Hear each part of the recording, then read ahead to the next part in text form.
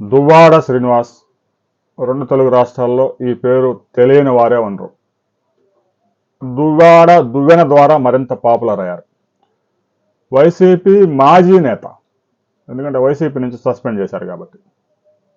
ఇక ఎమ్మెల్సీ పదవి కూడా వైసీపీ నుంచే లభించి ఆయన అసలు ప్రత్యక్ష రాజకీయాల్లో ఒకసారి కూడా గెలవకుండానే పాపులర్ అయిపోయారు. తాజాగా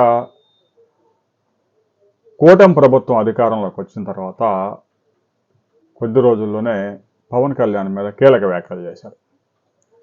పవన్ కళ్యాణ్ ప్రతి నెల 50 కోట్ల రూపాయలు చంద్రబాబు నాయుడు నుంచి పుచ్చుకొని లంచంగా, ఇక చంద్రబాబు నాయుడు ఏం చేసినా కూడా పవన్ కళ్యాణ్ మాట్లాడడం లేదు అనే ఆరోపణలు చేసి నా దగ్గర ఆధారాలు ఉన్నాయంటూ ఆరోపణలు చేశారు. దీంతో జనసేన నాయకులు పోలీస్ స్టేషన్లో కంప్లైంట్ ఇచ్చారు, ఫిర్యాదు నమోదు చేశారు.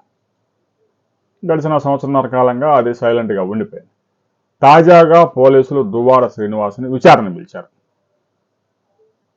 మరి దువ్వాడ శ్రీనివాస్ విచారణకు వస్తాడా రాడా, వస్తే దువ్వెన్న కూడా తీసుకుని వస్తాడా, విచారణలో ఎలాంటి సమాధానాలు చెప్తాడు, పవన్ కళ్యాణ్ 50 కోట్లు తీసుకున్నాడని లేదంటే 1000 కోట్లు తీసుకున్నాడని ఇలా నోటుకొచ్చింది, లేదంటే తాడేపల్లి ప్యాలెస్ నుంచి ఏదైతే పంపిస్తారో అది ప్రజల్లోకి చొప్పించి, కొన్ని గొర్రెలు ఉంటాయి కాబట్టి ఆ గొర్రెలు నమ్ముతూ ఉంటాయి, ఆ విధంగా జనాల్ని రాజకీయంగా ఫూల్స్ని చేయడానికి దువ్వాడ శ్రీనివాస్ కంకణం కట్టుకున్నాడు.